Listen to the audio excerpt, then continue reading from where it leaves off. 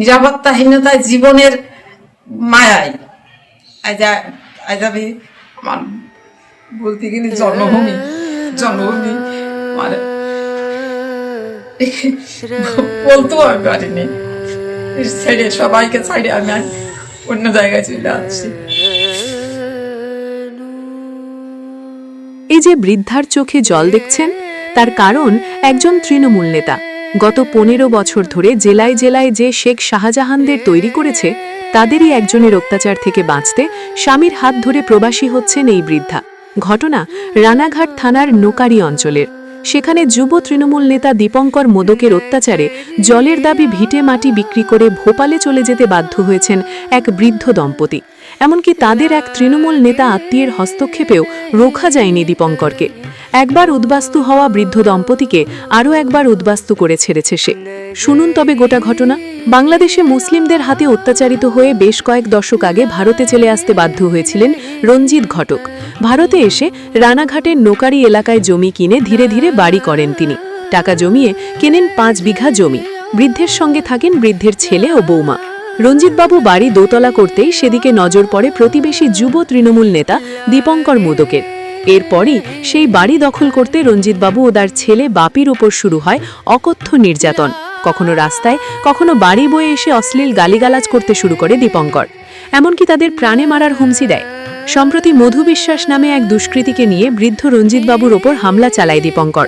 গুরুতর আহত হন রঞ্জিতবাবু। বৃদ্ধের মুখেই শুনুন পড়শি তৃণমূল নেতার তাণ্ডবের কাহিনী।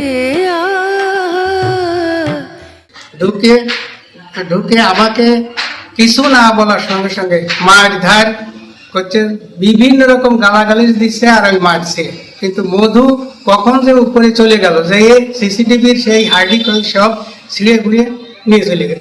নিয়ে ও একটা লাঠি নিয়ে আসলো, লাঠিটা দিল আবার দীপঙ্করের কাছে।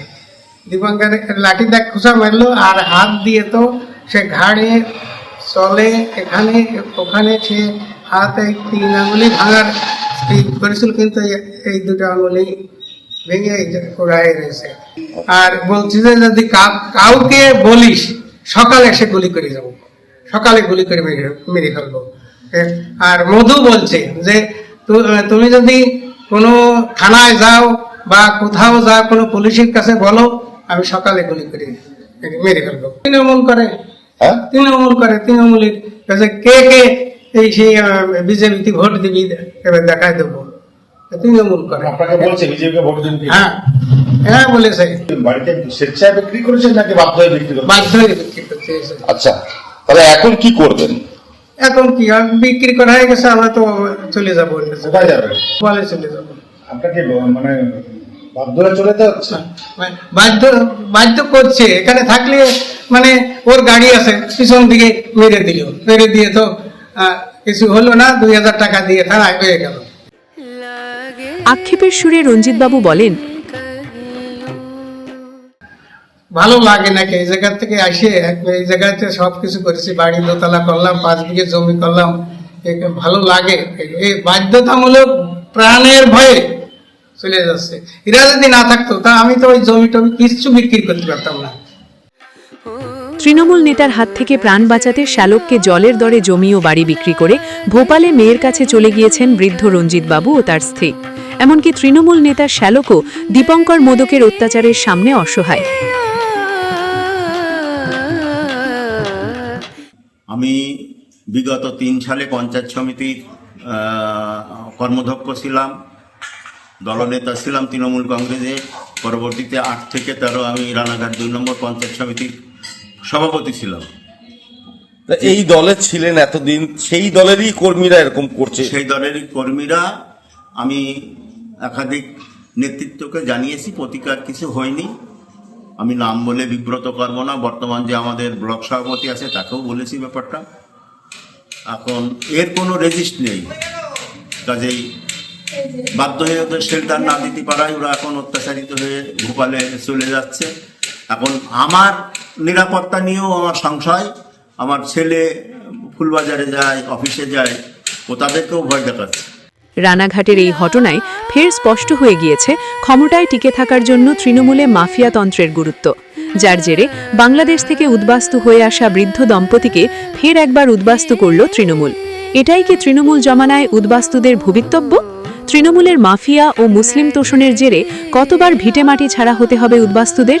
কিভাবে জেলায় জেলায় তৃণমূল নেতারা শেখ শাহজাহানের মতো মাফিয়া তৈরি করেছে তা এই ঘটনা চোখে আঙুল দিয়ে দেখিয়ে দেয়, যেখানে তৃণমূলের মুখ হিসেবে থাকবেন শিক্ষিত পরিমার্জিত কিছু মানুষ, আর পিছন থেকে দল চালাবে মাফিয়ারা। নইলে দলের একাধিক পদে থাকা প্রবীণ নেতার অভিযোগের পরেও দীপঙ্কর মোদকের মতো একটা পাড়ার গুন্ডার বিরুদ্ধে কেন পদক্ষেপ করতে পারে না পুলিশ? সর্বোচ্চ স্তর থেকে পুলিশের কাছে নির্দেশ না থাকলে কি একাজ করা সম্ভব? আপনার এলাকায় এরকম অমানবিক তৃণমূলী নির্যাতনের ঘটনার সাক্ষী কি আপনি নিজেও? জানান কমেন্টে। ব্যুরো রিপোর্ট, মাধ্যম।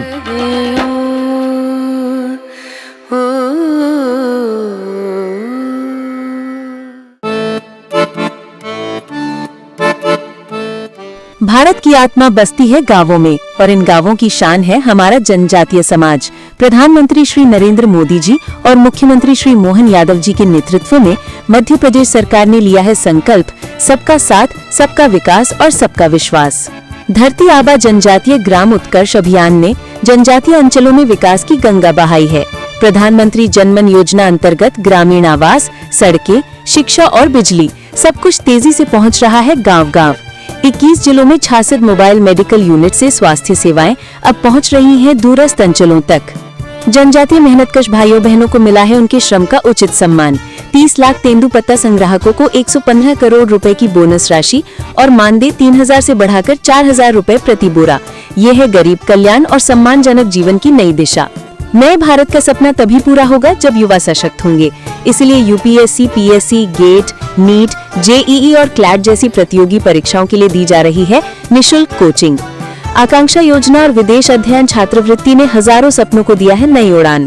प्रदेश में स्थापित 126 बंधन केंद्रों से 30,000 से अधिक जनजातीय युवाओं को मिला है रोजगार। देश का पहला ट्राइबल हॉस्टल हो या सेना और पुलिस सेवाओं में भर्ती के लिए विशेष प्रशिक्षण, सरकार हर मोर्चे पर जनजातीय युवाओं को बना रही है आत्मनिर्भर। माननीय प्रधानमंत्री नरेंद्र मोदी जी के आदिवासी गौरव के संकल्प और मुख्यमंत्री मोहन यादव जी के अथक प्रयासों से आज मध्य प्रदेश का जनजातीय समाज शिक्षा, स्वास्थ्य, रोजगार और सांस्कृतिक संरक्षण हर क्षेत्र में आगे बढ़ रहा है। मध्य प्रदेश सरकार का विश्वास है जब जनजातीय समाज आगे बढ़ेगा तभी प्रदेश और देश आत्मनिर्भर भारत के सपने को साकार करेगा। सबके साथ, सबका विकास, यही है आत्मनिर्भर मध्य प्रदेश का संकल्प।